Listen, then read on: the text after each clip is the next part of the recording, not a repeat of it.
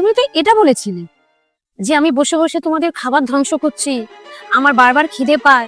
বরং তুমি আমাকে এটাও বলেছিলে যে আমি যেন একটা চাকরি খুঁজে নিই। তার থেকে বড় কথা, তুমি আমার জন্য একটা 10,000 টাকার চাকরিও খুঁজে নিয়ে এসেছো। 10,000 টাকার চাকরি মা করবে? তোমার কি মাথাটা খারাপ হয়ে গেছে? আমি থাকতে মা কাজ করবে?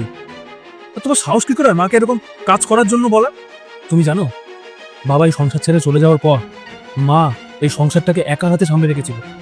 আমাকে ছোট থেকে এত বড় করেছে, এত কষ্ট করেছে, সারা জীবন কাজ করেছে, নিজে অভুক্ত থেকে আমাদের খাইয়েছে, নিজের প্রত্যেক কটা স্বপ্ন মেরে ফেলেছে যাতে আমাকে ভালো মতন মানুষ করতে পারে, আমাকে ভালো স্কুল কলেজে পড়াতে পারে। আর তুমি বলছো যে মা এই বয়সে এসে চাকরি করবে?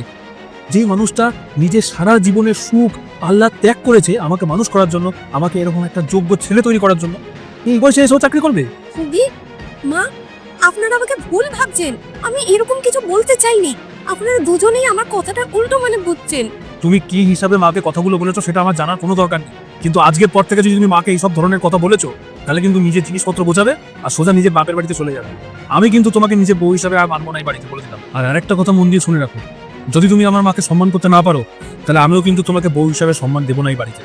মা, তুমি একটা কাজ করো, তোমার এফডি তুমি তোমার নামেই করো, কোনো দরকার নেই আমাদের দেওয়ার।